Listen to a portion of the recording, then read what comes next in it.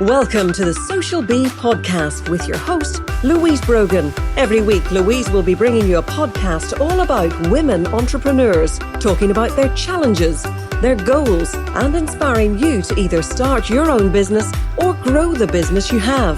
Visit www.socialbeeni.com to join our community and pick up some lovely freebies to start marketing your business online today. Hello and welcome to today's episode of the Social Bee podcast. Today I have a delight in store for you.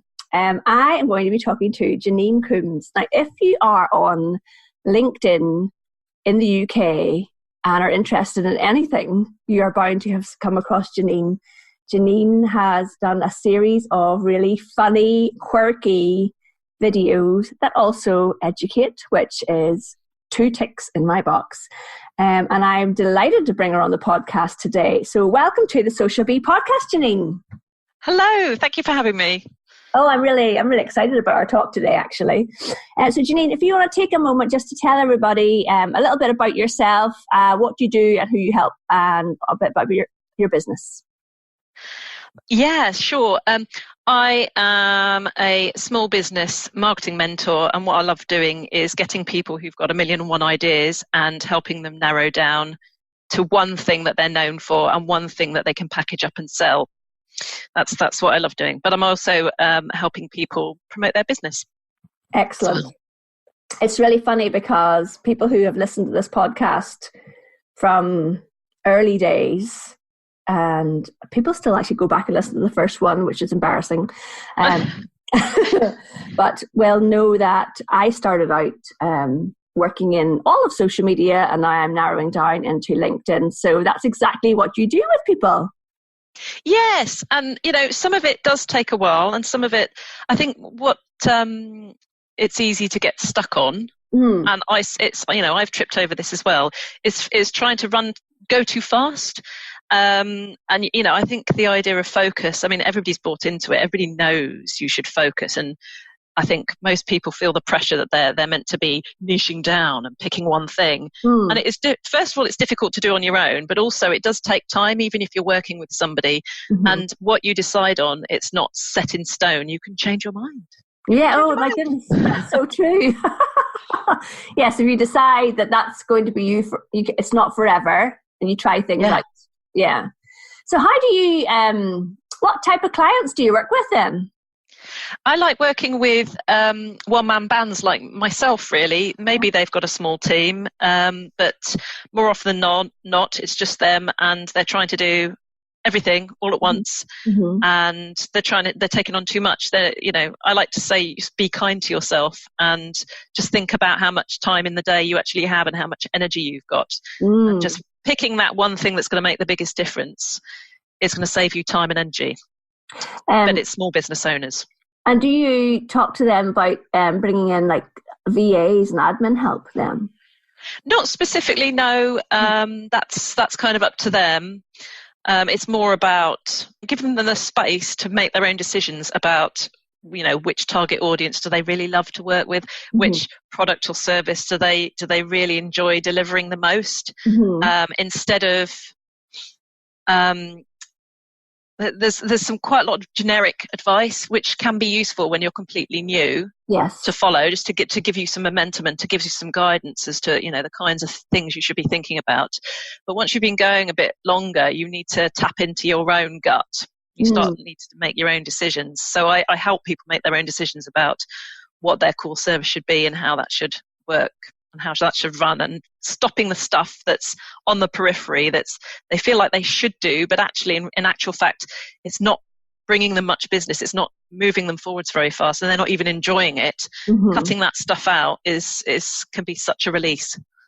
Yeah, and actually then, if they are focusing on the stuff that is helping them to make money, it's better all around, isn't it? Oh, absolutely, yeah. Yeah. Janine, how did you get into this? What was your previous career history, if you have one?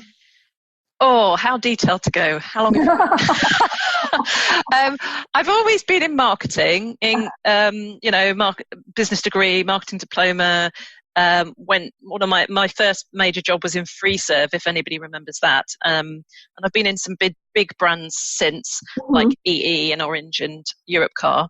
But about 9 years ago, I had my kids, and I just thought, you know what, I'm just, I enjoyed the career, I enjoyed the work, but I was in this massive marketing department of about 100 other marketers, and I just didn't feel, I couldn't feel my impact anymore. It was just like a drop in the ocean in this gigantic business. And I had my kids, and I thought, you know what, I could do without the commute as well. So that's when I started thinking about what I could do for I work for myself, and a couple of people I knew, including my husband, worked for themselves. So it made me feel like, oh, well, if he can do it, I can do it. How hard can it be? I mean, come on. Easy peasy. I toyed with a few different ideas, but in the end, I do enjoy the marketing. I enjoy the processes. I could see how small business owners were missing some very, very simple principles that I can help them with. So after many years of toying with a couple of different ideas, about 3 years ago, that's when I set up in earnest. Oh, so did you leave the big job after you had the kids? Yeah, I went on maternity with the thinking, I really thought I was going to go back. Yeah. And then 9 months in, I handed in my notice and thought, Oh. And did you have, because I know when I decided to think about working for myself, I had a few iterations and what I wanted to do, including the now infamous craft shop that I made no money at. Did you have other things that you tried first, or did you go straight into marketing? I didn't get as far as setting up anything else, but I did think of some crazy things that I would have hated. Oh, tell me, like what? Oh, this is embarrassing.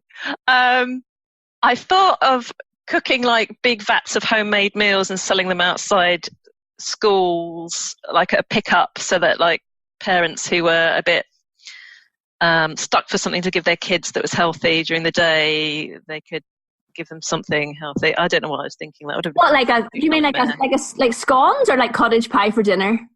Like cottage pie or like stews or massive spaghetti bolaise things that I could serve up. I would love that. Dinner lady on wheels or something. I think you should do that. Oh my God. I mean, the solution is cook. Cook. It's on practically every high street around here. It is anyway. That's kind of what I was aiming for, but I was thinking of selling it outside school gates, which probably is illegal. Oh, we don't have cook. What is cook? Cook is so it's meant to be small batch cooked, high quality, healthy-ish, family pleasers meals that you can pick up for they've got kids meals in kids portions, but they've got adults and they've got a portion for a family of 4 or a family of 5. Your standard categories you would expect. In Italian, Chinese, Thai, anything you could want really. They just did it much better than I had in my head. I'm sure they probably found the idea from you. Oh yeah, somehow they. Oh, I think actually, I'm just imagining our primary school pickup, because there's 400 kids and there's, parents coming in, picking their kids up after, like maybe they work part-time, or maybe granny's picking the kids up. And actually it's a genius plan that you'd be standing there with your little caravan style hot food van. And I just go, Oh, Janine, brilliant, awesome. Can I have a lasagna, please? Yeah, if you could just survey them and see what their favourite meal is, then I'll be round next week. All right, fab. Oh dear. So whenever you started your business then, because you came out of a big, massive corporate environment, so whereas a lot of people, I think, who start their own business, they leave their job and then they pretty much pick up clients through where they'd worked before, but that maybe wasn't the case with you if you went from working in a big corporate to working with small business one-man bands, is it? Yeah, exactly. I didn't realise that was the decision I was making, to not work with corporates. I'd been in the corporate environment, and then to not work with corporates was just to completely put that whole network that I had in the bin. Starting completely from scratch is really, really hard, and it takes flipping ages to build everything up. I've only appreciated that now with hindsight. So you spotted that quite quickly, but it took me a while to realise that. Yeah, so I've just had to start it from scratch. I have to say, my first contacts that I made and my first clients I made was just gradually making friends with people on Facebook, in Facebook groups, joining a membership. Very scratch my back, I scratch yours sort of friendship. I mean, and that's how I think the beginning of last year, that's when I really started on LinkedIn. And it's the same approach, really. It's like building friends, making friends, not building a cold sounding network. It's making friends, really. Yeah, no, absolutely. So let's talk about your LinkedIn profile.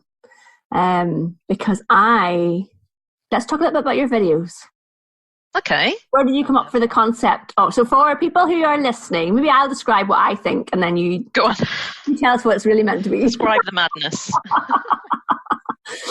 So Janine missed her calling on stage and puts on little. I actually think the time it takes you to create those videos must be quite amazing.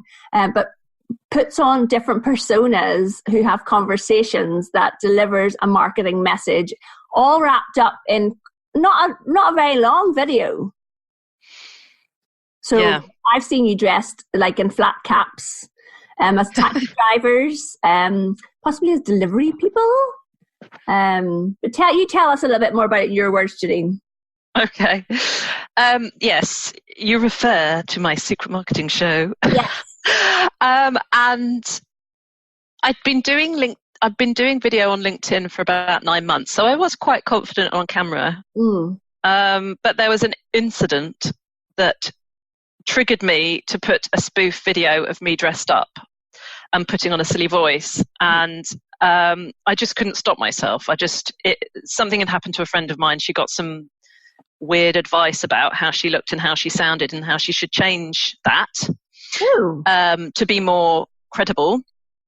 Unsolicited advice? No, well, so it's Janine Capaldi, another Janine, coincidentally. Yes.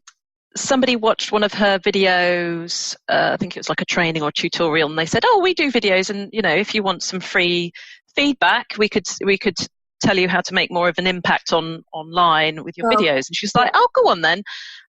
Sounds all quite nice, above board, but most of the feedback was about how she looked and how she sounded, and saying that she looked too young to be credible. I mean, she's mid-30s. I mean, was it a man?